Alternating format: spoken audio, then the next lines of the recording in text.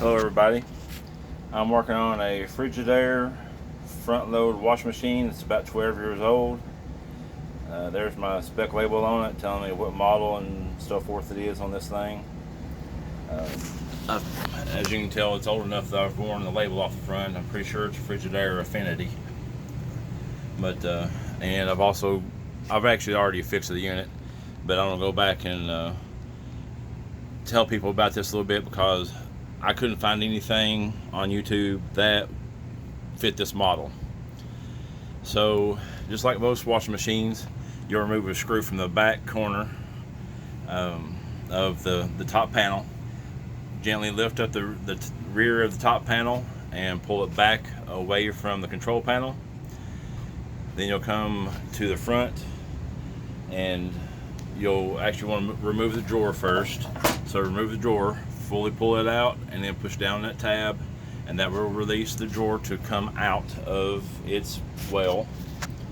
Then you'll want to remove this screw,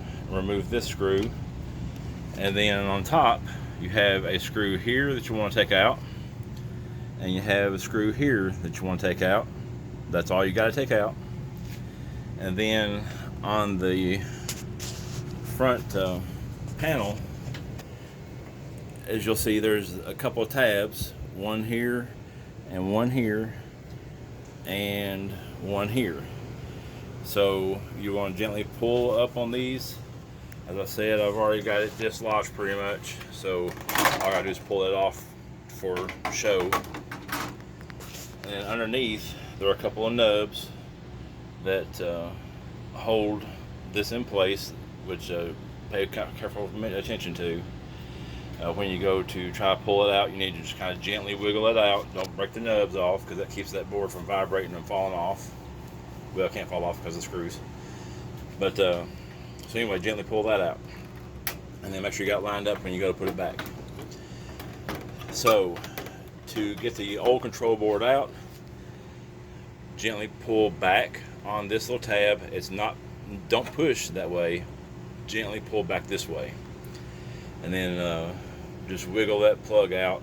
There's only one plug on this control board, no more. I mean, there are plenty of ports where other models have plenty of plugs. This one has just the one plug. And in order to change the control board out from the front panel, you'll remove those two screws, that screw, that screw, and that screw. So from above, here, here, here, and these two here. Sorry, I'm not good with the camera on one hand. So you'll take all that out, and then you'll end up having to replace all the components from the other panel. So you'll already had to have removed the knob, which then pull the pin and make sure you get everything lined up. They have little indentations showing which direction how to stick them. All the clear light up pieces that are for your lights and stuff on here. I just showed you my dryer, but you get the point. Put all those and replace them one at a time. It's a lot easier. You'll need to replace your display, and of course that has an indentation to show where it goes. So just gently pry up on the side of the display, pull the display out, or the cover out, and then pull the display itself out, and then drop the new one back in there, put the cover back on, make sure everything is lined up that way. Just, be careful how you're doing things. There's another piece on there, a little square piece that actually comes dislodged from, yes, I knocked it off when I come over here, on the front panel that's loose, that actually goes up into, I think, that one right there. But so just make sure you got it turned the right way, otherwise I won't want to go on. So to get it back on, you just reverse that order. Like I said, just kind of get those lined up, those squares lined up, and press everything on there, one-handed, easy peasy.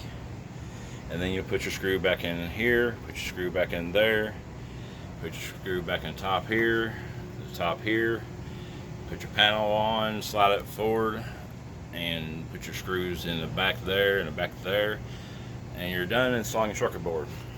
Now, when I put mine in, I thought, oh my goodness, I got a problem, because I would touch the button and it would just, well, pretty much nothing. It would just kind of, let's see if I can do it. Anyway, it would just flash instantly and then go back off. I was like, what in the world?